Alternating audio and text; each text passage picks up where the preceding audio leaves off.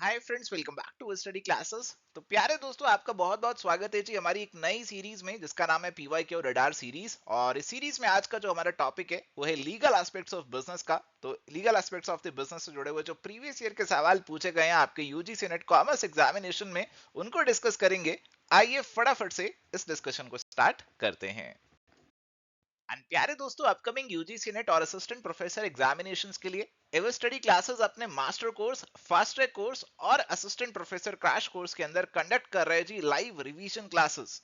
और अगर आप इन क्लासेस को एक्सेस करना चाहते हैं तो प्यारे दोस्तों, आप इनमें से किसी कोर्स को भी ज्वाइन कर सकते हैं। और इन सभी कोर्सेज की डिटेल आपको हमारी ऐप या फिर वेबसाइट पे मिल जाएगी।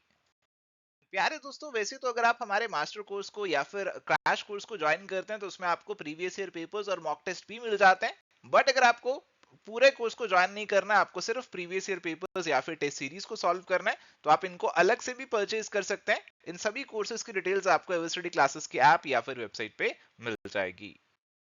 चलिए तो प्यारे दोस्तों, शुरुआत करते हैं जी हमारे पहले सवाल से। और ये सवाल बहुत ही इंटरेस्टिंग सवाल है। सवाल है, a minor takes a loan of rupees 4,000 from B during his minority. तो ए जब छोटा बच्चा था तब उसने लोन लिया बी से। कितना लोन लिया? 4,000 का लोन यहाँ पे लिया है। On attaining majority he applies to B for a further loan of rupees 3,000। अभी वो बड़ा हो गया है, अब वो मेजर बन चुका है और बड़ा होके उसने 3,000 का और लोन ले लिया बी से। बी ने लोन दे भी दिया। और अब ए जो है, बोला जा रहा है एक कंबाइंड प्रोमिसरी नोट बनाकर दे रहा है रुपीज 7,000 का। ए ने कहा 4,000 पहले देने, 3,000 अब देने, 7,000 का बी को कंबाइंड प्रोमिसरी नोट बनाया, प्रॉमिस कर दिया, नीचे अपने साइन कर दिए। अब आपको बताना है ये वाला कॉन्ट्रैक्ट वैलिड होगा या फिर नहीं होगा। देखो जी, हम सभी जानते हैं कि कॉन्ट्रैक्ट जो माइनर के साथ किया वो तो वैलिड नहीं होता है। माइनॉरिटी के समय 4,000 का लोन दिया था, उसके बदले तो बी कुछ मांग नहीं सकता था। बट अब क्या हुआ कि जो 4,000 का लोन दिया था वो कहानी हो गई पुरानी। अभी एक नया लोन दिया गया 3,000 का, जो कि मेजोरिटी के समय दिया गया। और इस 3,000 के लोन के बदले, इस 3,000 के लोन के बदले 7,000 का प्रॉमिसरी नोट मिल गया। बताइए इसमें कोई दिक्कत है या फिर नहीं है? सर, इसमें यहां पे कंसीडरेशन एडिक्वेट सी नहीं लग रही। क्या कंसीडरेशन का एडिक्वेट होना हमेशा जरूरी होता है? क्या आप सोचकर बताइए। कंसीडरेशन आपकी होनी चाहिए, ये चीज जरूरी होती है, but consideration need not be adequate. 3,000 का फायदा दिया, उसके बदले 7,000 का प्रोमिसरी नोट दे रहे हैं तो भी कोई दिक्कत वाली बात नहीं है। कंसीडरेशन तो इन्वॉल्व है और अब माइनर भी मेजर हो चुका है। तो अभी जो 7,000 वाला जो प्रोमिसरी नोट दिया गया है ना, ये वाला कॉन्ट्रैक्ट यहाँ पे एक वैलिड कॉन्ट्रैक्ट रहेगा, ये वॉइड नहीं होगा। ओरिजिनल अगर 4,000 का पूछते तो वॉइड होता। बट अभी यहाँ पे ये 7,000 वाले का पूछ रहे हैं जो कि मेजोरिटी के समय दिया गया। और इसमें एक 3,000 का लोन भी है जो कि मेजोरिटी के समय दिया गया। इसी वजह से आपका ये कॉन्ट्रैक्ट यहाँ पे वैलिड हो जाएगा।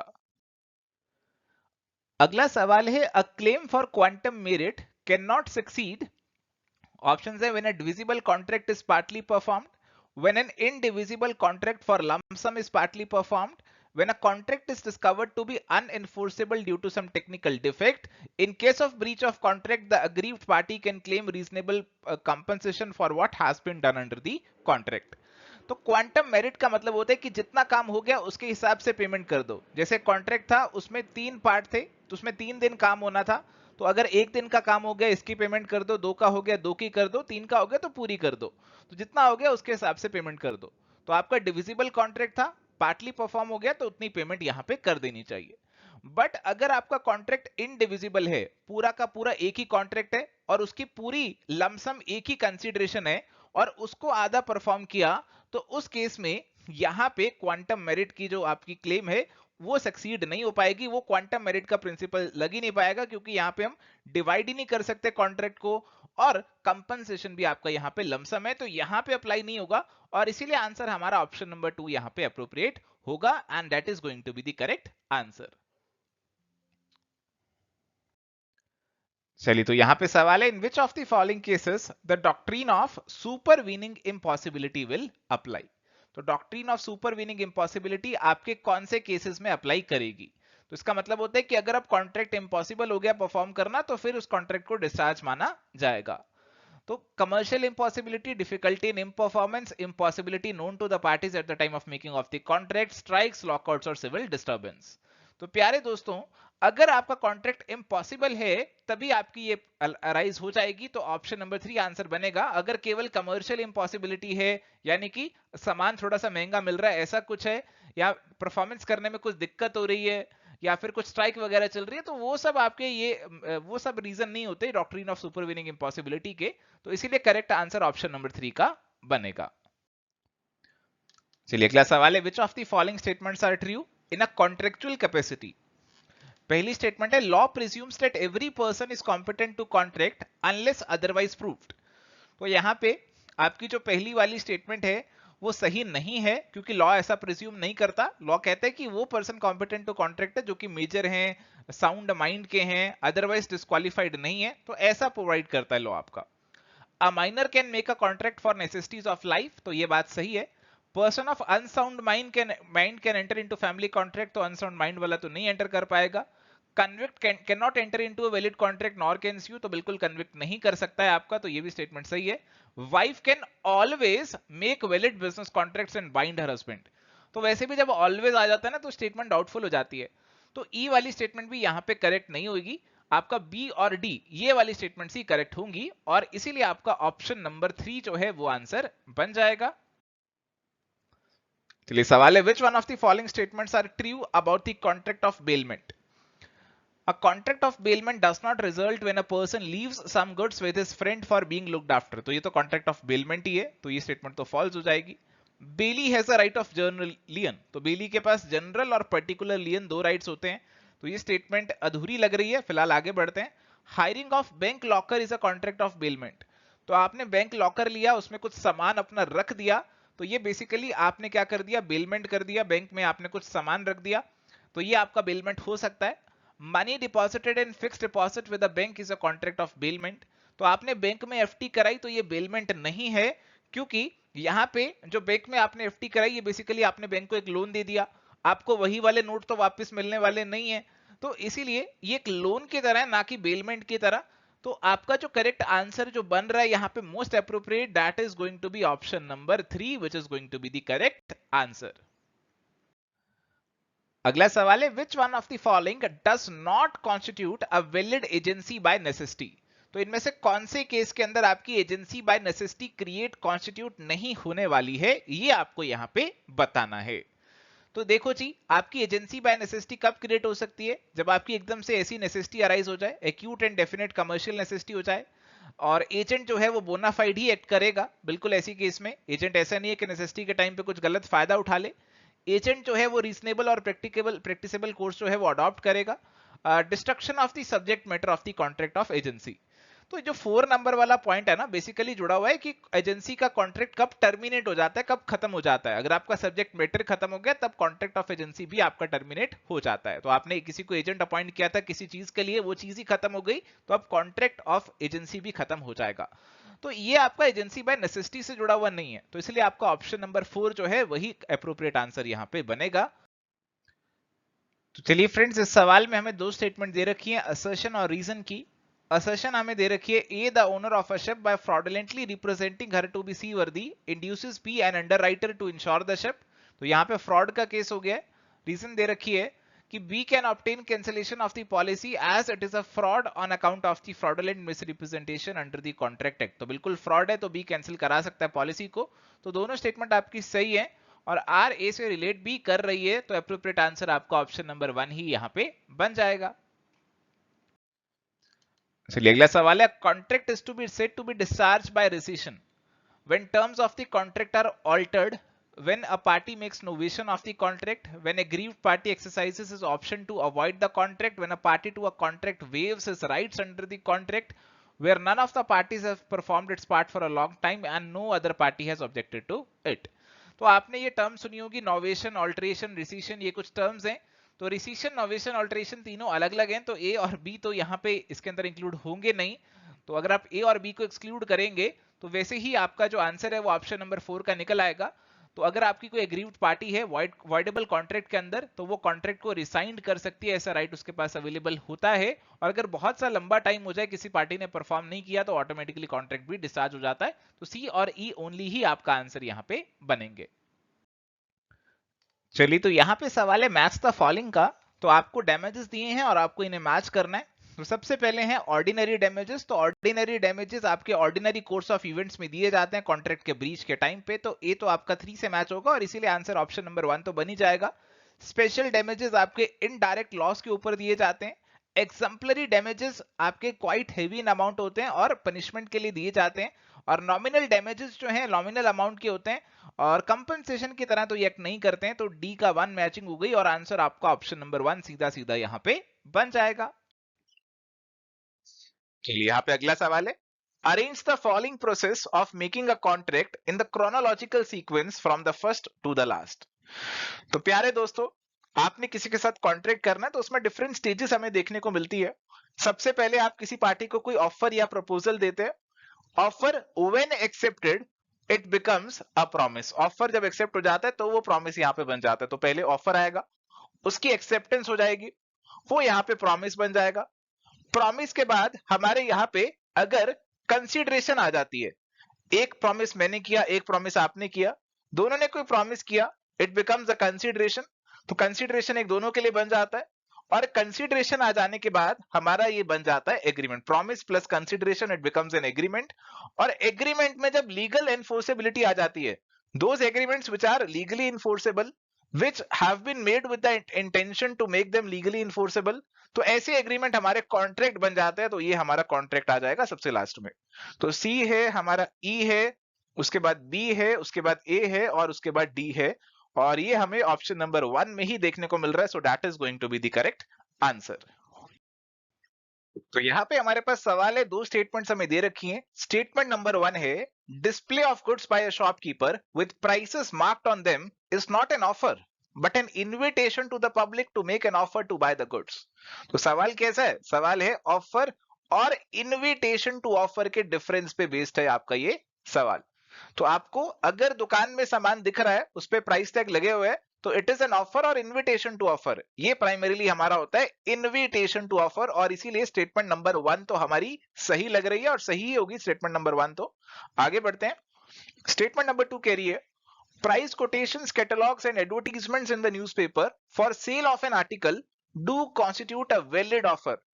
तो प्यारे दोस्तों, जो भी आपकी प्राइस कोटेशन, कैटलॉग्स और एडवर्टीजमेंट्स होती है, they are also an invitation to offer. ये भी हमारी इन्विटेशन टू ऑफर होती है, ये ऑफर नहीं होती है। तो स्टेटमेंट नंबर 2 जो है ये हमारी गलत हो जाएगी। तो स्टेटमेंट नंबर 1 ही सही होगी और इसीलिए करेक्ट आंसर हमारे पास ऑप्शन नंबर 3 जो है उसका यहां पे बन जाएगा। चलिए, अगला सवाल हमारे पास है, लिस्ट 1 और लिस्ट 2 दे रखी है। लिस्ट 1 में आपके पास कुछ लीगल लैटिन फ्रेजेस है और लिस्ट 2 में है उनकी डिस्क्रिप्शन और हमें करनी है जी यहाँ पे उनकी मैचिंग। सबसे पहले हमें देखने को मिल रहा है consensus ad idem quid pro quo, फिर क्वांटम मेरिट, फिर कैविएट एम्प्टर। तो यहाँ पे something in return, as much as earned, buyer beware और मीटिंग ऑफ माइंड्स। तो कंसेंसस एड आइटम, तो कुछ कंसेंसस की बात चल रही है, कुछ मीटिंग ऑफ माइंड्स की बात चल रही है, ऐसा हम कह सकते हैं। ए को 4 से मैच कर सकते हैं। क्विड प्रोक्यू हम सभी जानते हैं कंसिडरेशन के लिए इस्तेमाल होता है। समथिंग इन रिटर्न इसका मतलब रहता है। क्वांटम मेरिट, जितना काम कर लिया, जितना क्वांटिटी ऑफ काम कर लिया, उसके मेरिट के बेसिस पे आपकी पेमेंट कर दी जाए, as much as earned. Caveat emptor का मतलब हम सभी जानते हैं, लेट द बायर बिवेयर, ऐसा मतलब होता है कैविएट एम्प्टर का। तो मैचिंग हमारी बिल्कुल सीधी है, ए 4 से है, बाकी B1, C2 और D3। और ये हमें देखने को मिल रहा है ऑप्शन नंबर 2 के अंदर। Option number 2 is going to be the correct answer. आपको इनमें से कोई एक आधा नहीं भी पता होता, वो भी मेरे ख्याल से आपका आंसर आसानी से यहाँ पे मार्क हो जाता। चलिए, तो यहाँ पे हमारे पास सवाल है, duties of bailor include take care of the goods, bear extraordinary expenses, return accretion to the goods, indemnify the bailee, disclose known faults. देखो, आपके पास एक बेलर होता है और एक आपके पास होता है बेली। तो बेलर वो है जिन्होंने अपना सामान बेली को दिया हुआ है कुछ समय के लिए इस्तेमाल करने के लिए। जैसे बेलर ने अपनी गाड़ी दी है एक अपने दोस्त को, बेली को, जो कुछ समय के लिए उसका इस्तेमाल करने वाला है। तो बेलर की ड्यूटी यहाँ पे क्या होने वाली है वो आपको बताना है। देखो इनमें से सबसे पहला बताया take care of the goods, तो गुड्स का ख्याल किसने रखना है? जिसको सामान मिला, यानी कि बेली को मिला, तो ये तो ड्यूटी किसकी हो गई? ये बेली की हो गई, बेलर की ड्यूटी नहीं है। बियर एक्स्ट्रा ऑर्डिनरी एक्सपेंसेस, देखो जो गाड़ी हमने दी उसमें कोई बहुत बड़ी खराबी थी, और वो बहुत बड़ी खराबी को ठीक करने के लिए बेली का काफी ज्यादा खर्चा हो गया, तो वो एक्स्ट्रा ऑर्डिनरी खर्चा जो हुआ ना, वो बेलर की जिम्मेदारी है, इसकी ड्यूटी है, तो इसे पूरी करनी होगी। Return accretion to the goods, अब देखो गाड़ी के केस में तो एक्रीशन नहीं होगा, बट लेट सपोज कि यहाँ पे हमने मुर्गी दी थी और मुर्गी ने अंडा दिया, तो अंडा जो है वो भी बेलर को वापस करना होगा, बेली को, तो ये ड्यूटी होती है बेली की, ना कि बेलर की। इंडेमनीफाई द बेली, तो इंडेमनीफाई द बेली का मतलब है कि अगर बेली को कोई यहाँ पे नुकसान वगैरह हो रहा है तो आपको उसकी भरपाई करनी पड़ेगी। और डिस्क्लोज नोन फॉल्ट्स, तो अगर कोई आपकी गाड़ी में फॉल्ट वगैरह जिसके बारे में आपको जानकारी है तो वो आपको बेली को बता देना, ये आपकी ड्यूटी है। तो बी, डी और ई बेलर की ड्यूटी बनेगी, ए और सी जो है वो बेली की ड्यूटी है, तो करेक्ट आंसर यहाँ पे ऑप्शन नंबर 4 का बन जाएगा। चलिए, तो यहाँ पे सवाल है, in which of the following cases the agreement is void ab initio? Mistake is caused by fraud और मिस रिप्रेजेंटेशन, तो मिस्टेक, फ्रॉड, मिस रिप्रेजेंटेशन की अगर हम बात करते हैं तो फ्रॉड और मिस रिप्रेजेंटेशन के केस में आप जानते हैं कॉन्ट्रैक्ट आपका वॉइड नहीं वॉइडेबल होता है। Mistake as to the identity of the person contracted with, तो अब देखो यहाँ पे क्या हुआ कि अगर हमारी कोई ऐसी मिस्टेक हो रही है, जैसे लेट्स सपोज आप हैं, आप कॉन्ट्रैक्ट करना चाह रहे थे, आप एक दुकान पे जाते हैं, उस दुकान पे आप एक पर्सन से कॉन्ट्रैक्ट करते हैं, ठीक है जी। अभी क्या हुआ, ये दुकान अब किसी और ने खरीद ली है, आपको लग रहा है ये दुकान पुराने पर्सन के पास ही है, और इस मिस बिलीफ के अंदर, आप इस गलत फहमी के अंदर कॉन्ट्रैक्ट कर लेते हैं, आप आइडेंटिटी जो है उसको लेकर मिस्टेक हो चुकी है आपको, तो इस केस में ये जो एग्रीमेंट है ये आपका वॉइड माना जाएगा। तो अगर आपको आइडेंटिटी ऑफ द पर्सन को लेकर मिस्टेक आपने कर दी है, गलत फहमी हो गई है, मिस्टेक हो गई है, तो उस केस में आपका एग्रीमेंट वॉइड हो जाएगा, क्योंकि आपको लग रहा है आप ए के साथ एग्रीमेंट कर रहे हो, बट वास्तव में तो अब आप बी के साथ कर रहे हो, क्योंकि अब ये दुकान बी की हो गई है, तो इस केस में आपका एग्रीमेंट वॉइड हो जाता है, तो ये आपका कवर होगा। Mistake as to the nature and character of a written document, तो लेट्स सपोज मैं आपके पास एक रिटन डॉक्यूमेंट लेकर आता हूं और आपको कहता हूं आप इस पे साइन कर दो, आपको लग रहा है ये डॉक्यूमेंट जो है आपकी जमीन गिरवी रखने के लिए, उसके बदले में आपको लोन दूंगा, बट असल में ये आपकी जमीन बेचने के लिए डॉक्यूमेंट है, तो आपको मिस्टेक हो गई, ये डॉक्यूमेंट का नेचर क्या है, कैरेक्टर क्या है, तो इस केस में भी कहा गया कि आपका ये जो एग्रीमेंट है ये वॉइड हो जाएगा। बायलैटरल मिस्टेक, अगर दोनों पार्टीज को मिस्टेक है तो इस केस में भी प्यारे दोस्तों हमारे पास, अगर आपकी जो मिस्टेक है वो सब्जेक्ट मैटर वगैरह को लेकर है तो कॉन्ट्रैक्ट वॉइड हो सकता है। यूनिलेटरल मिस्टेक के अंदर जनरली आपके जो कॉन्ट्रैक्ट है वो वैलिड ही रहते हैं, यूनिलेटरल कॉन्ट्रैक्ट मिस्टेक अगर है तो उस केस में आपकी वैलिडिटी पे नॉर्मली कोई इफेक्ट यहाँ पे नहीं पड़ता है, और इसीलिए अगर हम करेक्ट आंसर की तरफ बढ़ना चाहें तो बी और सी तो पक्का से आने चाहिए, और बी और सी को अगर मैं पक्का से इंक्लूड करना चाहता हूं तो ऑप्शन 3 ही मेरे पास बचता है, बट इसमें बी सी के साथ ए आ रहा है, ए की बजाय मेरे हिसाब से डी ज्यादा अप्रोप्रिएट था, क्योंकि फ्रॉड और मिस रिप्रेजेंटेशन के केस में तो हम जानते हैं कि कॉन्ट्रैक्ट वॉइडेबल हो जाता है, ना कि वॉइड अब इनिशियो। हालांकि जिसके पास ऑप्शन है वो हो सकता है वो इसको वॉइड कर दे कॉन्ट्रैक्ट को, बट ओरिजिनली तो ये वॉइडेबल होता है कॉन्ट्रैक्ट, तो ए वाला मेरे हिसाब से इतना अप्रोप्रिएट नहीं है, बी सी और डी ज्यादा अप्रोप्रिएट आंसर था, बट ऐसा ऑप्शन दिख ही नहीं रहा है। आपको क्या लगता है इस क्वेश्चन के बारे में, वो आप हमारे साथ जरूर शेयर कर सकते हैं। चलिए, तो प्यारे दोस्तों यहाँ पे हमारे पास अगला सवाल है, an agent is personally liable to third parties in which of the following situation, तो एजेंट का आप कंसेप्ट समझते हैं कि कोई प्रिंसिपल है वो अपने लिए एक एजेंट रख लेते हैं, तो वो एजेंट प्रिंसिपल के बिहाफ पे जाएंगे और लोगों के साथ, थर्ड पार्टीज के साथ जो है वो कॉन्ट्रैक्ट करेंगे, एग्रीमेंट करेंगे, और यहाँ पे प्रिंसिपल के बिहाफ पे वो यहाँ पे एग्रीमेंट करेंगे, तो लायबिलिटी प्रिंसिपल की रहती है। बट सवाल कह रहे कि कोई ऐसा केस है क्या जिसमें एजेंट पर्सनली लायबल हो जाएगा, पर्सनल लायबिलिटी हो जाएगी इसकी, तो वो सवाल आपसे पूछ रहा है। If an agent acts for an undisclosed principal, अगर प्रिंसिपल अनडिस्क्लोज्ड है, प्रिंसिपल के बारे में किसी को पता ही नहीं कि प्रिंसिपल है भी या नहीं, तो उस केस में तो ये थर्ड पार्टी के साथ जो एजेंट है वही कॉन्ट्रैक्ट कर रहा है, उस प्रिंसिपल का कुछ पता नहीं है, अनडिस्क्लोज्ड है, तो एजेंट पर्सनली लायबल हो जाएगा, बिल्कुल हो जाएगा। Trade usage and customs makes the agent personally liable, तो अगर आपका जो नॉर्मल ट्रेड आप कर रहे हैं तो उसमें तौर तरीके इस तरीके से ही चलते हैं कि आपका एजेंट की पर्सनल लायबिलिटी रहती है, तो भी आपका एजेंट लायबल हो सकता है। If an agent science a contract in principles name, तो प्रिंसिपल के नाम से एजेंट ने कोई कॉन्ट्रैक्ट में एंटर किया तो फिर इस केस में तो प्रिंसिपल के नाम से कॉन्ट्रैक्ट में एंटर कर रहे हैं, तो प्रिंसिपल की लायबिलिटी होगी, ना कि एजेंट की। If an agent acts for the named principal, तो अगर प्रिंसिपल की जानकारी है, सबको डिस्क्लोज्ड है प्रिंसिपल, और सबको पता है कि ये प्रिंसिपल के बिहाफ पे एजेंट आया हुआ है दुकान के ऊपर या एग्रीमेंट करने, कॉन्ट्रैक्ट करने, तो इस केस में एजेंट की पर्सनल लायबिलिटी नहीं होगी, प्रिंसिपल की होगी। मालिक की जो मेन लायबिलिटी है वो मालिक की हो जाएगी, एजेंट जो है उसकी मेन लायबिलिटी नहीं होगी। If an agent works for a foreign principal, अब आप देखिए जो प्रिंसिपल है ना वो यूएस से बैठा है, कहीं बाहर बैठा हुआ है, तो अब उस केस में प्रिंसिपल को तो किसी ने देखा नहीं है, वो तो देश से बाहर जाकर बैठा हुआ है। तो अगर कोई बाद में 1921 बात होती है तो प्रिंसिपल को कौन कैसे पकड़ेगा? एजेंट जो है उसी को पर्सनली लायबल यहां पे बना रखा है, क्योंकि एजेंट जो है इंडिया में बैठा हुआ है, उसी की पर्सनल लायबिलिटी बन जाएगी। प्रिंसिपल को बाहर जाकर नहीं पकड़ेंगे, उसकी पर्सनल लायबिलिटी नहीं बनेगी। तो ये वाले जो केसेस हमारे बने ए, बी और ई वाले, इसमें एजेंट की पर्सनल लायबिलिटी जो है ना वो यहाँ पे अराइज हो जाएगी, और इसीलिए करेक्ट आंसर यहाँ पे आपका ऑप्शन नंबर 2 का बन जाएगा।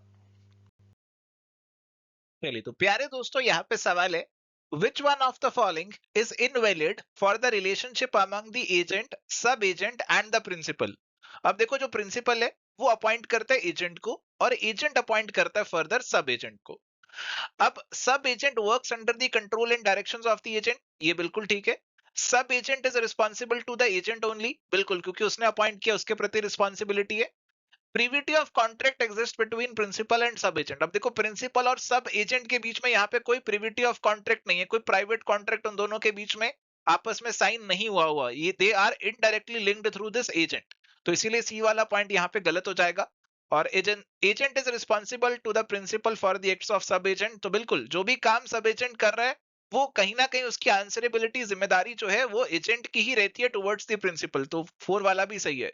तो करेक्ट आंसर यहाँ पे, यानी कि जो इनवैलिड स्टेटमेंट है वो ऑप्शन नंबर 3 यहाँ पे हमारे पास बन जाएगी, because there is no privity of contract between principal and sub agent. चलिए, coming to the next question, list 1 और लिस्ट 2 की आपको मैचिंग यहाँ पे करनी है। मैच द फॉलोइंग का ये सवाल है आपका, और सबसे पहले लिस्ट 1 में आपको दिया breach of promise to marry, ये बेसिकली आपके कुछ ब्रीचेस की बात चल रही है, और दूसरी तरफ आपकी रेमेडीज की बात चल रही है। तो आपने किसी से शादी का वादा किया जो कि तोड़ दिया।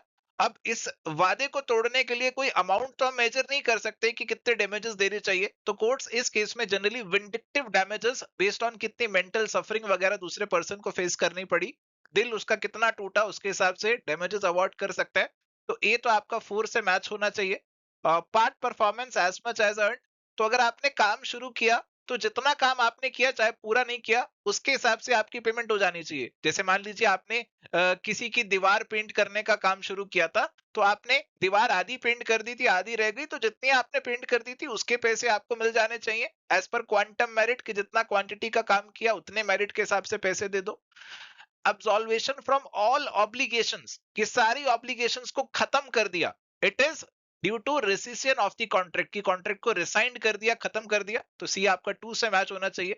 और mode of securing the specific performance of negative terms of contract, तो प्यारे दोस्तों अगर हमारा कोई ऐसा कॉन्ट्रैक्ट होता है, जैसे मान लीजिए कि एक प्रोड्यूसर ने फिल्म स्टार के साथ कॉन्ट्रैक्ट किया था, ये फिल्म स्टार का नाम था मिस्टर ए, कि आप जो है सिर्फ मेरे साथ पिक्चर करेंगे इस साल के अंदर, और किसी के साथ कोई पिक्चर नहीं करेंगे इस साल में, और ये जो मिस्टर ए हैं किसी और प्रोड्यूसर के साथ चले जाते हैं पिक्चर बनाने, तो कोर्ट में जा सकते हैं, हमारे यहाँ पे कोर्ट में जा सकते हैं और कह सकते हैं कि ए को रिस्ट्रेन किया जाए, वो किसी और के साथ एक्ट ना करे, तो कोर्ट इस केस में एक इंजंक्शन ऑर्डर पास कर सकता है, तो इसे इंजंक्शन बोला जाता है। तो इसीलिए यहाँ पे डी आपका 1 से मैच हो जाएगा, और करेक्ट मैचिंग जो आपकी बनेगी that is going to be option number 1। चलिए, अगला सवाल हमारे पास है मैच द फॉलोइंग का। लिस्ट 1 और लिस्ट 2 हमें यहाँ पे दे रखी हैं, आपको different types of delivery of goods जो कि सेल ऑफ गुड्स एक्ट के अंदर आती है, उनके बारे में कुछ बताया गया है, उसकी मैचिंग करते हैं। सबसे पहले एक्चुअल डिलीवरी, फिर कंस्ट्रक्टिव डिलीवरी, फिर सिंबॉलिक डिलीवरी, और लास्ट में आ गया आपका नॉर्मल डिलीवरी, लिख दिया सिंपली। तो अगर मैं एक्चुअल डिलीवरी को मैच करूंगा, तो एक्चुअल डिलीवरी का मतलब है कि आपने फिजिकली सामान को हैंड ओवर किया, तो आपका ए 2 से मैच होना चाहिए, और इसीलिए ऑप्शन नंबर 2 से मैचिंग तो बनी जाएगी आपकी। और इसके बाद है कंस्ट्रक्टिव डिलीवरी। कंस्ट्रक्टिव डिलीवरी में तो कोई थर्ड पर्सन है, वो अब आपके बिहाफ पे गुड्स होल्ड कर रहा है, पहले किसी और के बिहाफ पे कर रहा था, उसकी एक्नॉलेजमेंट आपको मिल गई, this is constructive delivery. Symbolic delivery का क्या मतलब होता है? सिंबॉलिक डिलीवरी के अंदर आप जो है किसी सामान के पोजीशन लेने का तरीका जो है वो सामने वाले को दे देते हैं, जैसे आपने गोडाउन की चाबी उसे दे दी, तो ऐसा कुछ कर दिया आपने।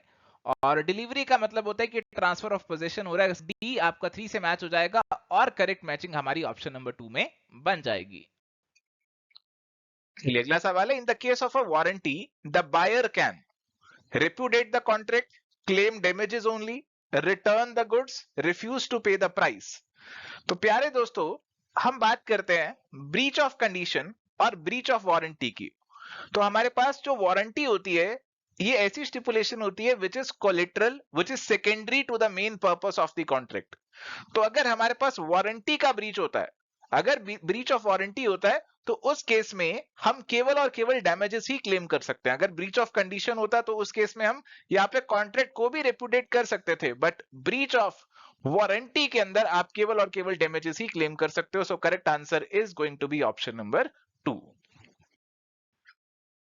प्यारे दोस्तों, यहाँ पे हमारे पास सवाल है मैच द फॉलोइंग का। लिस्ट 1 और लिस्ट 2 की मैचिंग हमें करनी है। और लिस्ट 1 में हमारे पास है कुछ मोड्स, कुछ डिलीवरी से जुड़े हुए, और लिस्ट 2 में हमारे पास है कुछ एक्सप्लेनेशंस। और अगर आप लिस्ट 1 देखेंगे तो it contains actual delivery, constructive delivery, symbolic delivery and सिर्फ डिलीवरी। तो बेसिकली आप जब सेल ऑफ गुड्स एक्ट पढ़ते हैं, उसमें जो डिफरेंट मोड्स ऑफ डिलीवरी रहते हैं, उसको लेकर कुछ सवाल ये हमें लग रहा है, और उनकी कुछ एक्सप्लेनेशन भी दे रखी है, उनसे मैं मैच ऑन करना इन्हें। तो एक्चुअल डिलीवरी की अगर मैं बात करता हूं, तो एक्चुअल डिलीवरी का मतलब है कि आप फिजिकली सामान को हैंड ओवर करते हैं, डिलीवर करते हैं। जैसे आप ऑनलाइन कुछ ऑर्डर करते हैं, आपके घर पे फिजिकली सामान डिलीवर हो रहा है, इट बिकम्स एक्चुअल डिलीवरी। तो एक्चुअल डिलीवरी के अंदर there is physical handing over of the position of goods by the seller to the buyer. तो this is going to become actual delivery. तो ए आपका 2 से मैच होगा। कंस्ट्रक्टिव डिलीवरी की अगर हम बात करें, तो कंस्ट्रक्टिव डिलीवरी के अंदर आपके सामान की कस्टडी में कोई चेंज नहीं होता, आपका सामान जहां पड़ा है वहीं पड़ा रहता है। लेट्स सपोज आपने अपना सामान गोदाम में रखा हुआ है, और अब गोदाम का जो सामान था आपने किसी को यहाँ पे बेच दिया है। अब आप सामान गोदाम से निकालकर उसे फिजिकली हैंड ओवर नहीं कर रहे हैं, बस आपने गोदाम का जो चौकीदार है, गोदाम का जो इंचार्ज है, उसे बोल दिए कि अब ये सामान मेरा नहीं है, अब ये सामान इन जनाब का है, इन जनाब को ये सामान हैंड ओवर कर देना। तो यहाँ पे एक थर्ड पर्सन जो है वो एक्नॉलेज कर रहा है कि अब जो सामान है मैं वो किसी और पर्सन के लिए होल्ड कर रहा हूं, मैं वो बायर के लिए होल्ड कर रहा हूं। This is acknowledgement by the third person. जो हमारा चौकीदार है, जो हमारा इंचार्ज है, वो ऐसी एक्नॉलेजमेंट यहाँ पे कर लेता है। सिंबॉलिक डिलीवरी की मतलब कि सिंबॉलिक डिलीवरी की बात करें, तो यहाँ पे हम सामान को एक्चुअल में डिलीवर इस हिसाब से करते हैं कि हम केवल और केवल कुछ डॉक्यूमेंट को ट्रांसफर कर देते हैं, या फिर किसी चाबी को ट्रांसफर कर देते हैं, और वही हमारी डिलीवरी हो जाती है। जैसे आपने किसी से गाड़ी खरीदी, आपने किसी से कोई सामान खरीदा जो गोदाम में पड़ा हुआ है, उसने आपको गोदाम की चाबी दे दी, या फिर उसने आपको गाड़ी की चाबी दे दी, तो ये बेसिकली हमारे पास सिंबॉलिक डिलीवरी बन जाएगी। तो सी जो है हमारा यहाँ पे 1 से मैच हो जाएगा। और उसके बाद बचा delivery. Delivery is going to be basically voluntary transfer of possession of goods from the seller to the buyer, यानी कि ऑप्शन नंबर 3 से ये मैच हो जाएगा। ये जनरल मीनिंग है डिलीवरी वर्ड का, कि आपका पोजीशन का ट्रांसफर हो रहा है सेलर से बायर की तरफ। पोजीशन कैसे भी ट्रांसफर हो सकता है, एक्चुअली भी हो सकता है, it can be constructive delivery और सिंबॉलिक डिलीवरी। तो हमारी जो मैचिंग बन रही है, it is as per option number 2। तो करेक्ट आंसर ऑप्शन नंबर 2 का यहाँ पे बनेगा। चलिए सवाल है अगला हमारे पास, और इस सवाल में आपको बेसिकली सेक्शंस बताने हैं सेल ऑफ गुड्स एक्ट के। देखो सारे सेक्शंस तो याद करना किसी के लिए पॉसिबल नहीं होता, बट जो इंपॉर्टेंट सेक्शन है वो आपको याद करने होते हैं। और इसमें से अगर आपको एक दो इंपॉर्टेंट सेक्शन भी याद है ना, तो आपका आंसर मार्क हो जाएगा, आप सही आंसर तक पहुंच जाएंगे। जैसे अगर आपको केवल इतना ही याद है कि सेल बाय डिस्क्रिप्शन सेक्शन 15 में आता है, उसी से आप यहाँ पे ऑप्शन नंबर 1 का आंसर लगा सकते हैं। तो इसके अंदर आपको सेक्शंस के साथ मैचिंग करनी है। ऑप्शन नंबर 1 करेक्ट आंसर है, और इसके अंदर सेल बाय ऑक्शन 64 में आ जाएगा, ब्रीच ऑफ वारंटी जो है 13 में आ जाएगा, सेल बाय डिस्क्रिप्शन 15 में, और ट्रांसफर ऑफ टाइटल जो है वो सेक्शन 27 में आ जाएगा। और करेक्ट आंसर जैसा भी आपके साथ डिस्कस किया, ऑप्शन नंबर 1 हो जाएगा।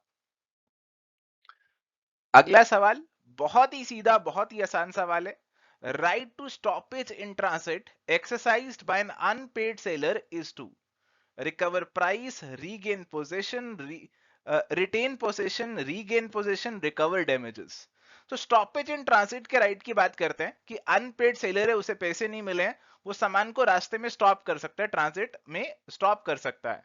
क्यों स्टॉप करेगा? ताकि वो जो सामान है जिसके पैसे उसे मिल नहीं रहे, पेमेंट उसकी हो नहीं रही है, उसका पोजेशन उसे वापस से रीगेन हो जाए, वापस से उसे मिल जाए। उसने छोड़ दिया था पोजीशन को, बट अब वो वापस से रीगेन कर लेगा। तो ऑप्शन नंबर 3 यहाँ पे करेक्ट आंसर बनेगा। चलिए, तो यहाँ पे सवाल है, द डॉक्ट्रिन ऑफ केवीए टेम्पटर applies in which of the following situations.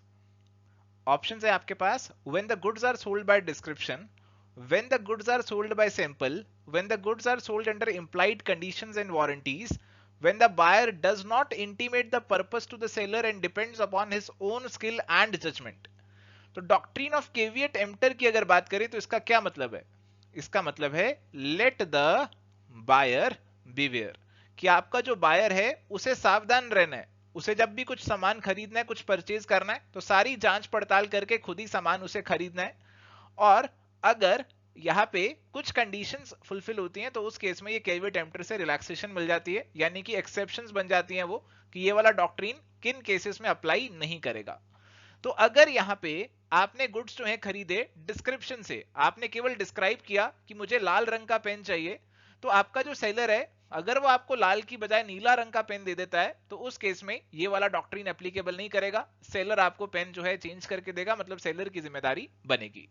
ऐसे ही when the goods are sold by sample, आपने सैंपल देखा, आपने एक पेन देखा और एक पेन के बेसिस पे 100 पेन का ऑर्डर दे दिया, तो इस केस में भी यहां पे आपने सैंपल को ओके किया, बट अगर बाकी सारा सामान सैंपल से मेल नहीं खा रहा है, सैंपल तो लाल पेन का ही आया बट बाकी सारे पेन नीले आ गए, तो उस केस में यहां पे आपका ये डॉक्ट्रिन अप्लाई नहीं करेगा और इस केस में भी सेलर की जिम्मेदारी हो जाएगी कि उसे आपको सही से सामान देना है।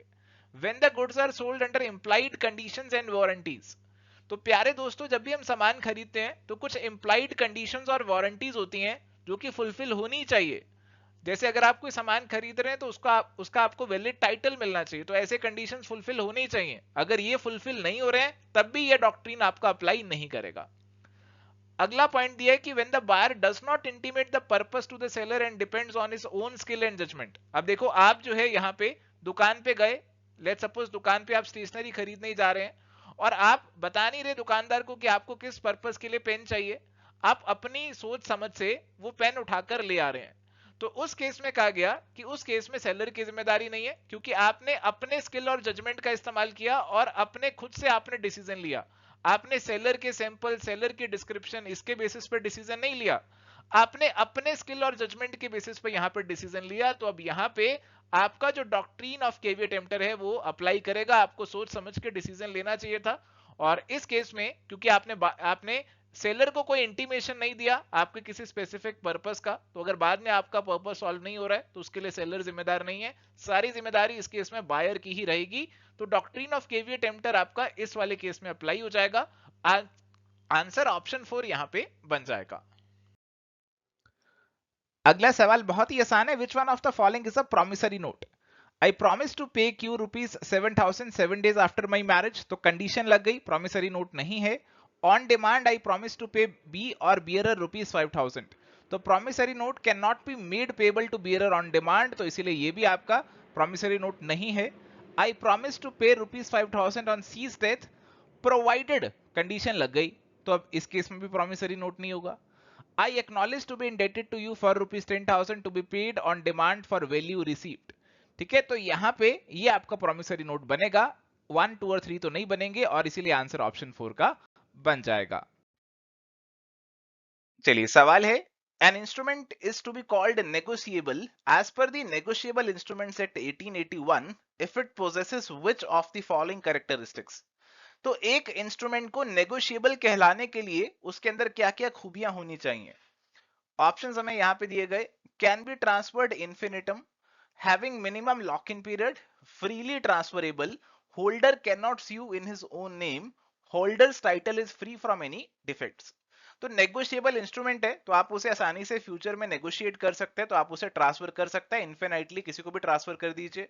लॉक इन पीरियड उसके अंदर नहीं होगा, फ्रीली ट्रांसफरेबल बिल्कुल होगा, होल्डर अपने नाम में स्यू कर सकता है, तो कैन नॉट वाली बात तो नहीं आनी चाहिए, और होल्डर के टाइटल में कोई डिफेक्ट नहीं होना चाहिए। ओके, तो यहाँ पे हमारे पास कौन कौन से फीचर जो बनने वाले हैं, क्या कौन कौन से फीचर बनेंगे, ए बनेगा, सी बनेगा और ई वाला भी बन जाएगा। तो करेक्ट आंसर आपके पास ऑप्शन नंबर 1 हो जाएगा।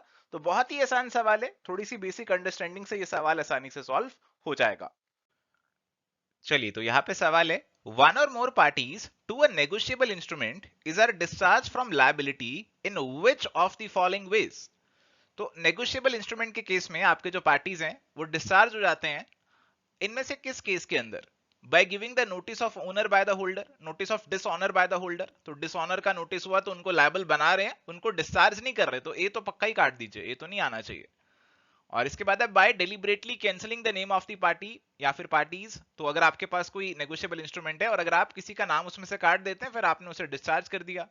बाय टेकिंग क्वालिफाइड एक्सेप्टेंस, तो आपका नेगोशिएबल इंस्ट्रूमेंट है, उस पे एक्सेप्टेंस जो आप ले रहे हो, उस इंस्ट्रूमेंट को दूसरी पार्टी से एक्सेप्ट करा रहे हो, आपने उसे क्वालिफाई करवा दिया, आपने उसके एक्सेप्टेंस में कुछ क्वालिफिकेशन लगा दिए। तो उस केस में हो सकता है कि बाकी जो लोग उस इंस्ट्रूमेंट के साथ जुड़े हुए हैं वो उसे राजी ना हो, तो फिर उस केस में उनकी लायबिलिटी खत्म हो सकती है। By allowing drawee 24 hours to accept, तो ये 24 आवर वाला प्रोविजन नहीं होता, अगर आप ये एक्ट में पढ़ेंगे तो इसके अंदर 48 आवर्स का प्रोविजन होता है कि अगर आपने मोर देन 48 आवर्स दे दिए तो जो पार्टीज उससे एग्री नहीं कर रहे वो यहाँ पे इस इंस्ट्रूमेंट से डिस्चार्ज हो जाएंगे। और इसके अलावा ये वाला तो काट दीजिए फिर आप। इसके अलावा है मटेरियल ऑल्ट्रेशन, तो अगर आप इंस्ट्रूमेंट में कुछ मटेरियल ऑल्ट्रेशन कर रहे हैं, कुछ काटा पीटी गड़बड़ घोटाला कर रहे हैं, तो उस केस में भी आपकी पार्टीज डिस्चार्ज हो जाएंगी क्योंकि आपने इंस्ट्रूमेंट के साथ छेड़खानी कर दी। अब छेड़खानी वाले इंस्ट्रूमेंट पे कोई अपने आप को लायबल नहीं बनाएगा, वो कहेगा हम इस पे लायबल नहीं है क्योंकि आपने तो इसमें छेड़छाड़ कर दिए। तो बी, सी और ई जो है ना वो हमारे आंसर का पार्ट बनेंगे। Correct answer is going to be option number 3। चलिए तो प्यारे दोस्तों बढ़ते हैं अगले सवाल की तरफ। तो सवाल है arrange the following steps in a logical sequence in recourse to dishonouring a negotiable instrument. तो अगर हमारा कोई नेगोशिएबल इंस्ट्रूमेंट डिसऑनर हो जाता है, जैसे लेट्स सपोज कोई बिल ऑफ एक्सचेंज है और ये आपका डिसऑनर हो गया, तो इस केस में क्या लॉजिकल सीक्वेंस ऑफ स्टेप्स हमारा रहने वाला है? आपके पास कोई बिल ऑफ एक्सचेंज है और ये बिल ऑफ एक्सचेंज डिसऑनर हो गया, तो अब इस केस में क्या करोगे? इस केस में सबसे पहले तो आप इशू करोगे एक नोटिस ऑफ डिसऑनर, यानी कि जो भी पार्टीज उस बिल के ऊपर लायबल है उन सभी को एक नोटिस आप इशू यहाँ पे करोगे, उनको बताओगे अरे ये बिल जो है वो डिसऑनर हो चुका है।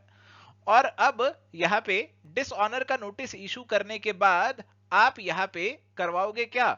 उसकी नोटिंग और प्रोटेस्ट। नोटिंग और प्रोटेस्ट वाला जो स्टेप है वो यहाँ पे आएगा। नोटिंग के अंदर आप नोटरी पब्लिक के पास जाकर अपना जो बिल है उस पर नोटिंग करवा सकते हैं कि ये डिसऑनर हो गया और एक ऑफिशियल सर्टिफिकेट ले सकते हैं जिसे प्रोटेस्ट बोला जाता है कि आपका जो बिल है वो यहाँ पे डिसऑनर हो गया।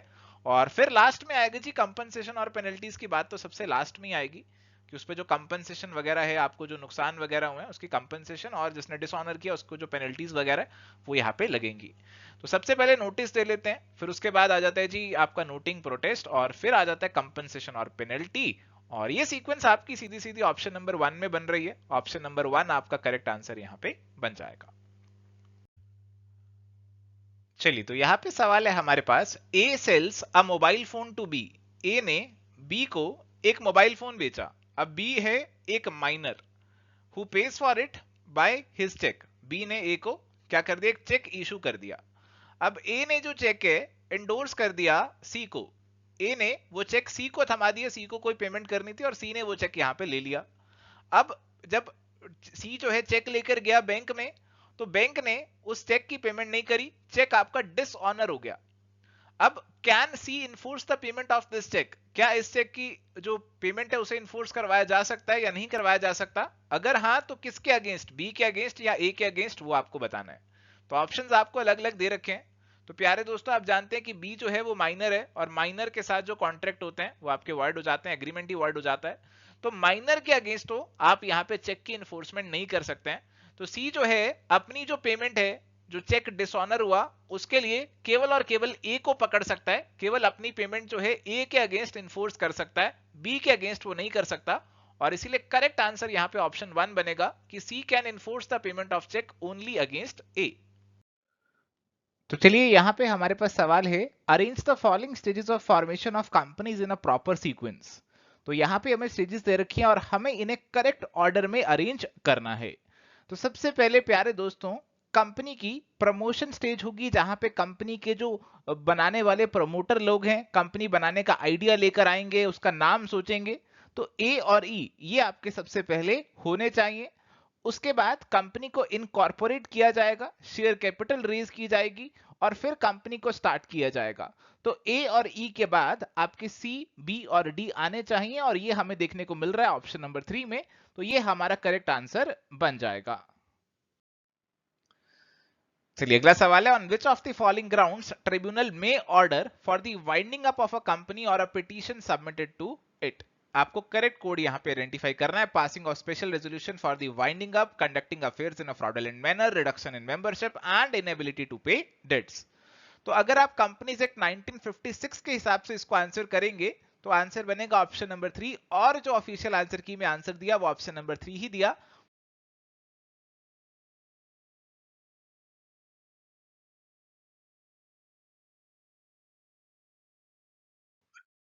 सवाल है हमारे पास, which of the following companies can not be a small company. तो छोटी कंपनी वो है जिसकी कैपिटल और टर्नओवर एक लिमिट से कम होती है, उसे स्मॉल कंपनी बोला जाता है।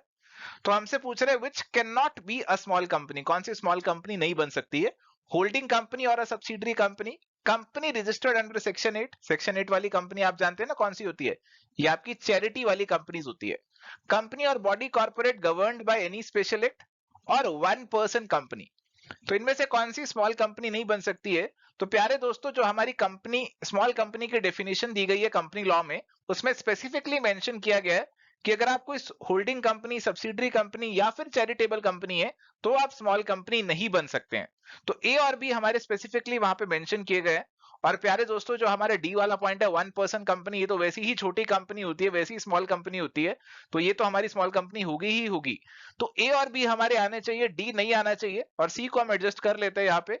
तो अगर हम यहाँ पे देखते हैं तो हमारे पास ए और बी आ रहे हैं ऑप्शन नंबर 2 में सी के साथ। तो यहाँ पे ए, बी और सी आंसर बन जाएगा कि जो कंपनी हमने किसी स्पेशल एक्ट के अंदर बनाई है वो भी स्मॉल कंपनी नहीं बन सकती है।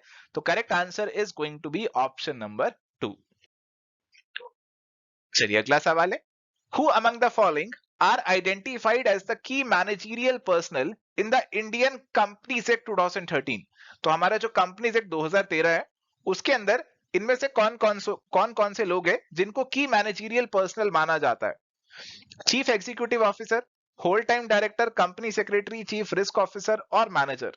तो प्यारे दोस्तों, हमारा जो कंपनीज एक्ट है उसके अंदर जो रेलेवेंट सेक्शन की मैनेजरियल पर्सनल की बात करता है, तो उसके अंदर वो chief executive officer, whole time director, company secretary और मैनेजर, इनको इंक्लूड करता है केएमपी, की मैनेजरियल पर्सनल की डेफिनेशन के अंदर। चीफ रिस्क ऑफिसर को नहीं करते हैं, और इसीलिए correct answer is going to be option number 4, A B C E only. तो प्यारे दोस्तों, यहाँ पे सवाल है मैच द फॉलोइंग का। लिस्ट 1, लिस्ट 2 दे रखी है और कंपनीज एक्ट 2013 की ये शेड्यूल है बेसिकली। तो सबसे पहले हमें दे रखा है शेड्यूल नंबर 3। तो शेड्यूल नंबर 3 की अगर हम बात करते हैं तो किससे जुड़ा हुआ है शेड्यूल नंबर 3, फटाफट से बताइए शेड्यूल 3 किससे जुड़ा हुआ है। तो शेड्यूल 3 बहुत ही इंपॉर्टेंट है आपका अकाउंटिंग पर्सपेक्टिव से भी, क्योंकि ये आपकी बैलेंस शीट और प्रॉफिट एंड लॉस अकाउंट का फॉर्मेट आपको बताता है। तो आपका ए जो है वो यहाँ पे 3 से मैच हो जाएगा। शेड्यूल 4 की अगर हम बात करते हैं तो शेड्यूल 4 हमें जो इंडिपेंडेंट डायरेक्टर्स हैं उनका कोड बताता है। शेड्यूल 5 की अगर हम बात करते हैं तो मैनेजरियल रेम्यूनरेशन जो है उसको लेकर ये बातें अपनी बताता है, रेम्यूनरेशन को लेकर, हाँ ये बातें बताता है, यानी कि ऑप्शन पॉइंट नंबर 4 जो है उससे मैच हो जाएगा। और बचा आपका शेड्यूल 7, ये कॉर्पोरेट सोशल रिस्पॉन्सिबिलिटी से जुड़ा हुआ है, काफी इंपॉर्टेंट शेड्यूल है ये भी आपका। और आपकी जो करेक्ट मैचिंग बन गई यहाँ पे ऑप्शन नंबर 2 के अंदर, हाँ यहाँ पे ऑप्शन नंबर 2 के अंदर आपकी करेक्ट मैचिंग बन जाती है, option 2 would be the correct answer. प्यारे दोस्तों, यहाँ पे हमें दो स्टेटमेंट्स दे रखी हैं, एक है आपकी स्टेटमेंट नंबर 1 और दूसरी है स्टेटमेंट नंबर 2। स्टेटमेंट नंबर 1 है, certificate of incorporation is conclusive evidence that all the requirements of the Companies Act have been complied with in respect of registration। तो अगर आपको सर्टिफिकेट ऑफ इनकॉर्पोरेशन मिल गया तो इसका मतलब है कि आपकी अब कंपनी जो इनकॉर्पोरेट हो चुकी है, जो भी रिक्वायरमेंट्स थी कंपनीज एक्ट की वो आपने पूरी कर दी है। तो ये बिल्कुल सही स्टेटमेंट है। After incorporation, if the company makes a fresh contract in terms of the pre incorporation contract, the liability of the promoters shall come to an end. तो प्यारे दोस्तों, यहाँ पे जो कंपनी है, कंपनी के बनने से पहले, उसकी फॉर्मेशन से पहले जो सारे काम हैं वो उसके प्रमोटर कर रहे होते हैं। जो कॉन्ट्रैक्ट वगैरह में एंटर किया होगा वो प्रमोटर्स ने किया होगा, और जो वो पुराने कॉन्ट्रैक्ट्स होते हैं, प्री इनकॉर्पोरेशन वाले कॉन्ट्रैक्ट्स होते हैं, उसमें प्रमोटर्स की पर्सनल लायबिलिटी हो जाती है। बट कंपनी अगर चाहे तो इनकॉर्पोरेशन के बाद यहां पे उन कॉन्ट्रैक्ट्स को अडॉप्ट कर सकती है, उनको यहां पे अडॉप्ट कर सकती है, यानी कि उन कॉन्ट्रैक्ट को यहां पे कंपनी जो है अपनी लायबिलिटी बना सकती है। कहा गया यहां पे अगर कंपनी जो पुराने कॉन्ट्रैक्ट थे उनके बदले फ्रेश कॉन्ट्रैक्ट कर ले, तो इस केस में आपकी जो प्रमोटर्स की जिम्मेदारी है फिर वो खत्म हो जाएगी, उनकी पर्सनल लायबिलिटी खत्म हो जाएगी और फिर कंपनी की जिम्मेदारी शुरू हो जाएगी। अगर कंपनी कोई फ्रेश कॉन्ट्रैक्ट नहीं करती है प्रमोटर्स ने जो पहले काम किए उनके लिए, तो फिर प्रमोटर्स ही पर्सनली लायबल रहेंगे। अगर कंपनी उनके लिए एक फ्रेश कॉन्ट्रैक्ट कर लेती है तो फिर कंपनी यहां पे लायबल हो जाएगी और प्रमोटर्स की लायबिलिटी खत्म हो जाएगी। तो दूसरी स्टेटमेंट भी आपकी बिल्कुल सही है और इसीलिए करेक्ट आंसर यहां पे आपका ऑप्शन नंबर 1 का बनेगा। चलिए, तो यहाँ पे सवाल है which of the following is an exception to the doctrine of constructive notice. तो डॉक्ट्रिन ऑफ कंस्ट्रक्टिव नोटिस का क्या मतलब होता है? इसका मतलब होता है कि कोई भी पर्सन अगर कंपनी से डील कर रहा है तो ये अज्यूम किया जाता है कि उसे कंपनी के जो बेसिक डॉक्यूमेंट्स होते हैं जैसे मेमोरेंडम है, आर्टिकल्स है, उसकी जानकारी जरूर होगी। बाद में वो ये प्ली नहीं ले सकता कि मुझे तो कंपनी के मेमोरेंडम और आर्टिकल्स की जानकारी नहीं थी। अब देखो, मेमोरेंडम आर्टिकल्स की जानकारी तो होनी चाहिए, बट कंपनी के जो इंटरनल रूल्स रेगुलेशंस प्रोसीजर्स बने हुए हैं, इंटरनल तौर तरीके हैं कि इंटरनली कैसे कंपनी में काम चलेगा, कैसे उनकी मीटिंग्स वगैरह होंगी, ये इंटरनल रूल्स रेगुलेशंस प्रोसीजर को लेकर उसको जानकारी होना जरूरी नहीं है। उसको तो केवल मेमोरेंडम और आर्टिकल्स जो कि कंपनी के पब्लिक डॉक्यूमेंट्स है, पब्लिक डोमेन में अवेलेबल है, उनकी जानकारी होगी, ऐसा एज्यूम किया जाता है। तो देखो, कंपनी का जो इनडोर मैनेजमेंट है उसकी जानकारी होनी उसे जरूरी नहीं है। तो इनडोर मैनेजमेंट जो है वो कहीं ना कहीं इसका एक एक्सेप्शन बन जाता है। और इस डॉक्ट्रिन ऑफ इंडोर मैनेजमेंट को टर्कवेंट रूल के नाम से भी जाना जाता है, पॉपुलरली इसे टर्कवेंट रूल ही रेफर किया जाता है। तो करेक्ट आंसर यहाँ पे आपका ऑप्शन नंबर 4 बनने वाला है। बाकी यहाँ पे सब्रोगेशन वाला जो टर्म है ये बेसिकली हमें देखने को मिलता है इंश्योरेंस कॉन्ट्रैक्ट्स के अंदर। डॉक्ट्रिन ऑफ अल्ट्रा वायरस की अगर बात करें तो कंपनी अपने ऑब्जेक्टिव्स के बाहर नहीं जा सकती, मेमोरेंडम के बाहर नहीं जा सकती। कॉर्पोरेट व्हील का मतलब है कि कंपनी और कंपनी के मेंबर्स के बीच में एक पर्दा रहता है, दोनों अलग अलग रहते हैं, और इस कॉर्पोरेट व्हील को कभी कभी उठा दिया जाता है, लिफ्ट कर दिया जाता है, और कंपनी के मेंबर्स को भी लायबल बना सकते हैं कुछ स्पेसिफिक केसेस में। फिलहाल यहाँ पे आंसर बनेगा ऑप्शन नंबर 4, टर्कवेंट रूल का। चलिए, अगला सवाल हमारे पास है, out of the following statements which are not true in respect of limited liability partnership. तो आपको बतानी है कौन सी नॉट ट्रू है, यानी कि कौन सी सही नहीं है, कौन सी गलत स्टेटमेंट है, आपको वो बतानी है। There must be at least one designated partner in LLP. तो प्यारे दोस्तों, हमारे एलएलपी के केस में कम से कम 2 डेजिग्नेटेड पार्टनर होने चाहिए, ना कि एक। तो पहली स्टेटमेंट आपकी गलत हो जाती है। Designated members do not have the same rights and duties as any other member। तो आपके डेजिग्नेटेड मेंबर और बाकी सभी के राइट्स ड्यूटीज ऑलमोस्ट सिमिलर ही रहते हैं। फिलहाल इस स्टेटमेंट को भी छोड़ के आगे बढ़ते हैं। There is no specific requirement to have any non designated partner. तो नॉन डेजिग्नेटेड को लेकर ऐसी कोई स्पेसिफिक रिक्वायरमेंट नहीं है, बट हाँ, डेजिग्नेटेड पार्टनर हमारे कम से कम 2 होने चाहिए, तो ये हमारी रिक्वायरमेंट है। तो ये वाला हमारा सही हो जाएगा, ये वाला तो सही है, ये गलत नहीं है। A limited liability partnership may be established such that all members are considered to be designated members। तो हाँ, सारे पार्टनर्स आपके डेजिग्नेटेड हो सकते हैं, कम से कम 2 होने चाहिए, मैक्सिमम जितने मर्जी हो, कोई दिक्कत वाली बात नहीं है। तो सी और डी तो आपकी ठीक है, ए गलत है और बी भी गलत सी ही लग रही है, हमें गलत बतानी है। तो ए और बी जो है वो हमारे पास गलत हो जाएंगी। Correct answer is going to be option number 2। Correct answer option number 2 हमारा यहाँ पे बनेगा। चलिए, तो प्यारे दोस्तों, यहाँ पे सवाल है, which of the following can become the member of an LLP. Limited liability partnership के मेंबर कौन कौन बन सकते हैं? तो प्यारे दोस्तों, आपके जो रेजिडेंट इंडियन है वो यहाँ पे एलएलपी के मेंबर बन सकते हैं। एलएलपी एक एलएलपी की मेंबर बन सकती है। कॉर्पोरेशन सोल, कॉर्पोरेशन सोल की अगर हम यहाँ पे बात करें तो ज्यादा क्लैरिटी तो नहीं हो रही किस चीज की, वैसे ये बात कर रहे हैं, फिलहाल इसे स्किप करते हैं। इसके बाद है कोऑपरेटिव सोसाइटी, ये नहीं बन सकती है। कंपनीज इंक्लूडिंग फॉरेन कंपनीज, ये भी आपकी एलएलपी का मेंबर बन सकती हैं। तो ए, बी और ई तो यहाँ पे आ ही सकते हैं, बी और ई तो पक्का ही आ सकते हैं, ए तो सब में ही आ रहा है। देखो, ए वाला पॉइंट जो है ना वो सब में ही आ रहा है, रेजिडेंट इंडियन तो सब में ही आ रहा है। तो बी और ई जो है ना, एलएलपी और कंपनी एलएलपी के अंदर मेंबर बन सकती है, पार्टनर बन सकती है, और इसीलिए करेक्ट आंसर यहाँ पे आपका ऑप्शन नंबर 4 का बन जाएगा। चलिए, अगला सवाल हमारे पास है, which of the following statements are not true in respect of limited liability partnership. तो आपको बतानी है कौन सी नॉट ट्रू है, यानी कि कौन सी सही नहीं है, कौन सी गलत स्टेटमेंट है, आपको वो बतानी है। There must be at least one designated partner in LLP. तो पहली स्टेटमेंट आपकी गलत हो जाती है। चलिए तो अगला सवाल है, which of the following are the objectives of Competition Act 2002। तो हमारा जो कंपटीशन एक्ट 2002 है उसके क्या ऑब्जेक्टिव्स हैं वो हमसे यहाँ पे पूछ रहे हैं। To prevent practices having an adverse effect on competition, ये ऑब्जेक्टिव है। Impede and torment competition in the market, तो कंपटीशन को इम्पीड नहीं करना बल्कि बढ़ाना है, तो ये गलत है। Protect the interest of the seller, नहीं सेलर का नहीं, कंज्यूमर के इंटरेस्ट को बचाना है। To ensure freedom of trade carried on by the participants in the market, तो ये भी ऑब्जेक्टिव है। तो ए और डी ऑब्जेक्टिव होंगे और आंसर आपका ऑप्शन नंबर 1 का बन जाएगा। चलिए तो यहां पे सवाल है, competition amendment act 2023 revamped the competition act in which of the following perspectives.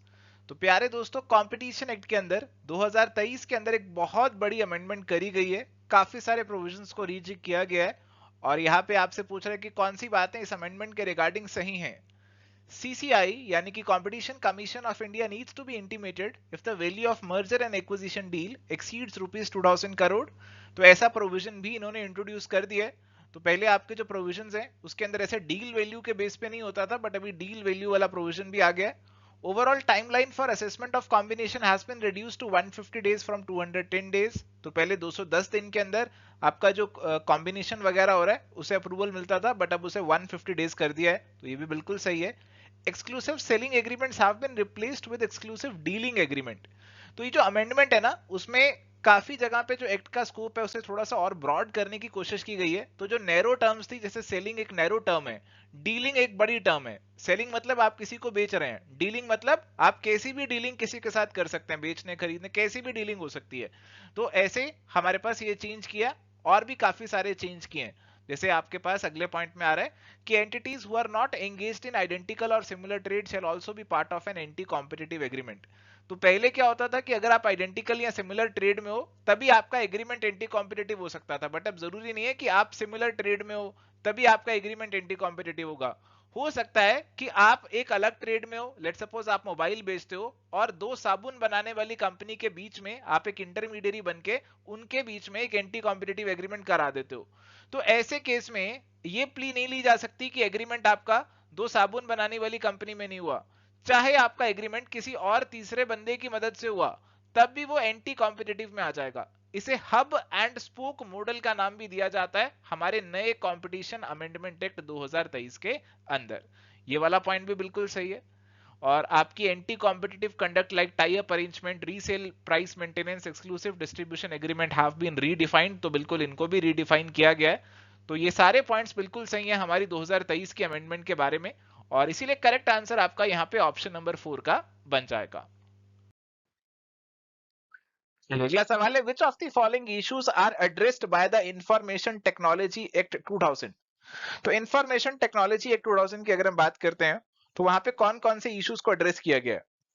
तो इसके अंदर दिया legal recognition of electronic documents, redressal of grievances, offences और contraventions, dispute settlement, justice dispensation system for cyber crimes.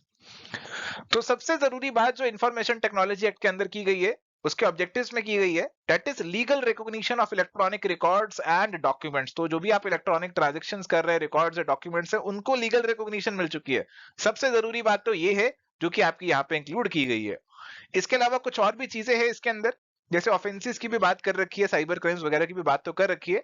Options को अगर हम एक बार देखते हैं तो मेरे पास ए तो आना ही चाहिए, ए तो आना ही चाहिए, और ए मेरे पास आ रहा है 1 में और 4 में, तो 2 और 3 को तो मैं काट देता हूं। अब ए के साथ मेरा जो सी है वो दोनों में आ रहा है, ऑफेंसेस और कॉन्ट्रावेंशन तो दोनों में ही आ रहा है मेरे पास, तो सी को तो लेके चलना ही है साथ में।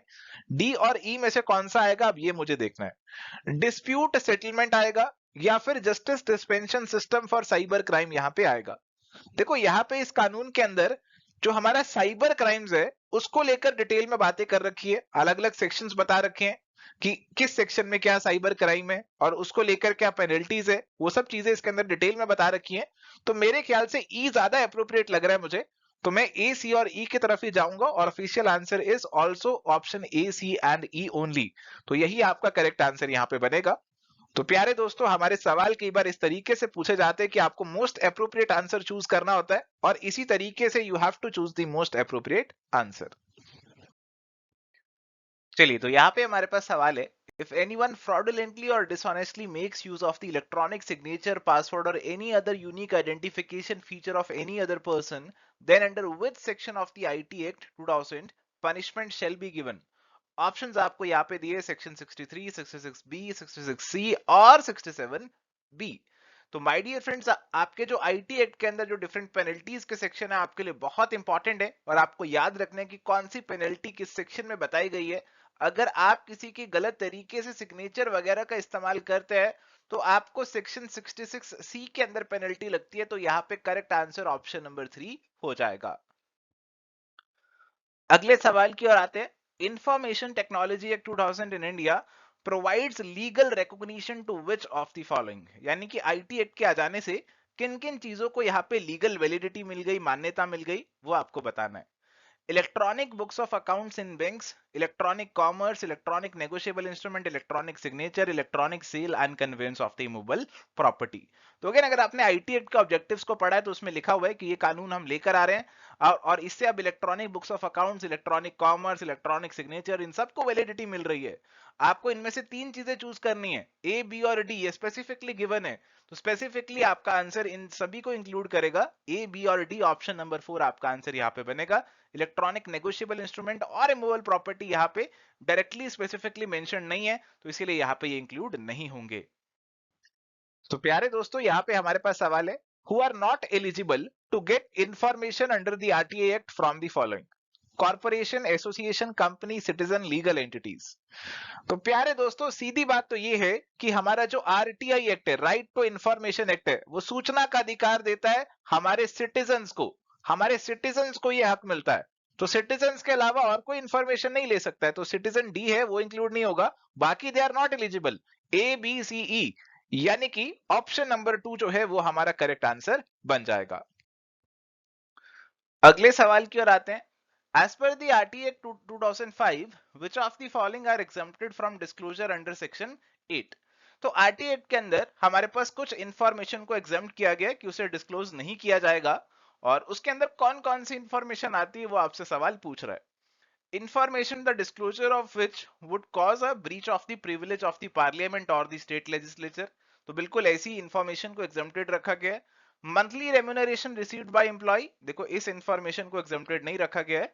Information received in confidence from the foreign government, ये भी एक एग्जाम्प्टेड इंफॉर्मेशन है। Information which relates to personal information, the disclosure of which has no relationship to any public activity or interest. तो ऐसी पर्सनल इंफॉर्मेशन को भी यहाँ पे exempted रखा गया है। A statement of the categories of documents that are held by the public authority or under its control. तो कौन से डॉक्यूमेंट्स रखे हुए पब्लिक अथॉरिटी ने, ऐसी जो स्टेटमेंट है उसको भी exempted नहीं किया गया है। तो ये भी एग्जाम्शन में नहीं आएगा। आपके एग्जाम्शन में जो आएंगे वो ए, सी और डी आएंगे। आपको तीन ही चूज करना है। ई को लेकर अगर आपको डाउट भी था तो ए, सी और डी आप आसानी से चूज कर लेंगे, और करेक्ट आंसर यहाँ पे ऑप्शन नंबर 2 जो है वो बन जाएगा। चलिए तो प्यारे दोस्तों, सवाल है जी, if the application for information is rejected under the right to information act 2005, the CPIO, SPIO, ये आपके क्या है, पब्लिक इंफॉर्मेशन ऑफिसर है, सेंटर और स्टेट वाले, is obligated which of the following to furnish the person seeking the information? अब क्या है कि आपने कोई इंफॉर्मेशन मांगी, उसकी आपने पब्लिक इंफॉर्मेशन ऑफिसर को एप्लीकेशन डाली, बट इन्होंने उस एप्लीकेशन को कर दिया रिजेक्ट। तो अगर ये रिजेक्ट कर रहे हैं तो रिजेक्शन के साथ साथ इनको कुछ और चीजें भी आपको बतानी पड़ेंगी। ये बताएंगे आपको कि देखो मैंने आपकी जो एप्लीकेशन थी उसे तो रिजेक्ट कर दिया, बट आपके पास क्या रेमेडीज हैं वो भी आपको बताएंगे। आपको बताएंगे कि किन कारणों की वजह से ये रिजेक्शन हुआ, आपके पास क्या रेमेडी है, यानी कि अगर आप अपील करना चाहते हैं तो कहां पे अपील फाइल कर सकते हैं, कितने डेज के अंदर आप अपील फाइल कर सकते हैं, ये सारी चीजें वो आपको बताएंगे। तो यहाँ पे आपकी रीजन फॉर रिजेक्शन भी आएंगी, एपेलेट अथॉरिटी की डिटेल भी आएगी कि कहां पे आप अपील कर सकते हैं, और पीरियड भी बताएंगे कि कितने पीरियड के बीच में आप ये अपील जो है अपनी दायर कर सकते हैं मेरे ऑर्डर के अगेंस्ट। और इसीलिए करेक्ट आंसर यहाँ पे आपका ऑप्शन नंबर 4 का बन जाएगा। इस सवाल में हमें दो स्टेटमेंट्स यहां पे गिवन है, statement number 1 and statement number 2। Statement 1 कह रही है patents are defined as monopoly rights which one granted by the government for full disclosure of invention for a limited period of time, that is for 20 years। तो आपको government से ये monopoly right मिल जाता है, आप गवर्नमेंट को अपनी invention की जानकारी देते हैं और गवर्नमेंट आपको ये पेटेंट ग्रांट कर देती है एक लिमिटेड टाइम पीरियड के लिए। तो पहली स्टेटमेंट आपकी बिल्कुल सही हो जाती है। सेकेंड स्टेटमेंट यहाँ पे है कि purpose of granting patent is to encourage invention by promoting protection and utilization so as to contribute to the development of the industries। तो बिल्कुल यही आपका ऑब्जेक्टिव है, पर्पस है पेटेंट्स ग्रांट करने का। तो सेकंड स्टेटमेंट भी सही हो जाएगी और इसीलिए करेक्ट आंसर हमारा बन जाएगा option number 1, both the statements they are correct. चलिए तो प्यारे दोस्तों यहाँ पे हमारे पास सवाल है, the trademarks can be broadly classified into which of the following categories. और आपको यहाँ पे descriptive, normative, generic, explanatory, invented में से कोई 3 यहाँ पे चूज करना है जो कि आपके आंसर का पार्ट बनेंगे। तो अगर हम ट्रेडमार्क क्लासिफिकेशन की बात करते हैं तो हमारे पास ट्रेडमार्क्स को क्लासिफाई किया जाता है as generic, descriptive, suggestive, arbitrary या फिर कॉइंड या फिर इन्वेंटेड ट्रेडमार्क। तो अगर आप इस कैटेगरी में देखेंगे तो आपके पास यहाँ पे जेनरिक आ रहा है, डिस्क्रिप्टिव आ रहा है और इन्वेंटेड आ रहा है। देखो जेनरिक ट्रेडमार्क वो होते हैं जो कि पहले तो किसी कंपनी का ट्रेडमार्क ब्रांड नेम था, बट अभी ये जेनरिक टर्म बन चुका है जिसको हर कोई इस्तेमाल कर रहा है। जैसे जेरोक्स, जेरोक्स अब एक कंपनी के ब्रांड का नाम था, अभी क्या है कि आपने फोटोकॉपी कराने जाना होता है तो अब आप वर्ड यूज करते हैं कि भैया जेरोक्स कर दो। अगर बात करें डिस्क्रिप्टिव ट्रेडमार्क की तो ये वो ट्रेडमार्क है जो कि आपके प्रोडक्ट को डिस्क्राइब कर रहे हैं। जैसे अगर मान लीजिए एक प्रोडक्ट का यहाँ पे ट्रेडमार्क है क्लीन प्लस, तो इसका मतलब है वो क्लीनिंग के लिए कोई डिटर्जेंट वगैरह उसे डिस्क्राइब कर रहा है। ऐसे ही अगर मैं इन्वेंटेड की बात करूं तो आपने कोई नए वर्ड्स खुद से इन्वेंट कर लिए, जैसे बाटा है, रिबॉक है, आपने नए वर्ड्स खुद से इन्वेंट कर दिए यहाँ पर और उनको ट्रेडमार्क बना दिया। तो हमारे पास ए, सी और ई यानी कि ऑप्शन नंबर 4 हमारा करेक्ट आंसर यहाँ पे बनेगा।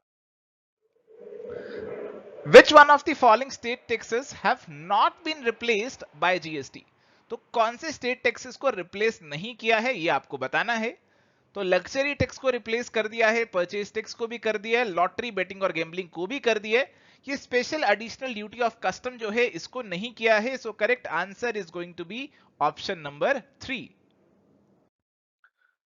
चलिए सवाल है यहाँ पर, from December 1 2022 which body handles all complaints related to profiteering under GST, goods and services tax। तो आपको मालूम होगा कि जीएसटी कानून की वजह से कोई प्रॉफिटियरिंग नहीं कर सकता, कोई मुनाफाखोरी नहीं कर सकता, और इसे रोकने के लिए हमने एक नेशनल एंटी प्रॉफिटियरिंग अथॉरिटी भी बनाई थी जीएसटी लॉ के अंदर। अब ये जो नेशनल एंटी प्रॉफिटियरिंग अथॉरिटी बनी थी इसका जो टेन्योर है ना वो अब खत्म हो चुका है। अब नेशनल एंटी प्रॉफिटियरिंग अथॉरिटी का जो काम है ना वो एक नई बॉडी को सौंप दिया गया है, एक दूसरी बॉडी को सौंप दिया गया है जो कि है कंपटीशन कमीशन ऑफ इंडिया। जो हमारा कंपटीशन कमीशन है वो जीएसटी में अब प्रॉफिटियरिंग कंप्लेंट्स को भी हैंडल करेगा। तो करेक्ट आंसर यहाँ पे ऑप्शन नंबर 3 हो जाएगा। चलिए यहाँ पे हमारे पास सवाल है, which of the following are the tax categories under GST? तो goods and services tax GST, इसके अंदर कौन कौन सी टैक्स कैटेगरीज हमें देखने को मिलती हैं? 5%, 10%, 12%, 20% और 28%। देखो जीएसटी के अंदर 5% एक कैटेगरी है, 12% है, 28% है, 10 और 20 हमें नहीं देखने को मिलती हैं। तो ए, सी और ई यानी कि ऑप्शन नंबर 3 जो है करेक्ट आंसर बन जाएगा। सो थैंक यू प्यारे दोस्तों, ये था जी आज का हमारा डिस्कशन इस सीरीज के अंदर। अगर आप इस सीरीज को एंजॉय कर रहे हैं तो जाते हुए इस वीडियो को लाइक जरूर कीजिएगा, इस वीडियो को लाइक करना बिल्कुल भी मत भूलिएगा। तो मिलते हैं जी नेक्स्ट सेशन में, till then goodbye, take care, all the best.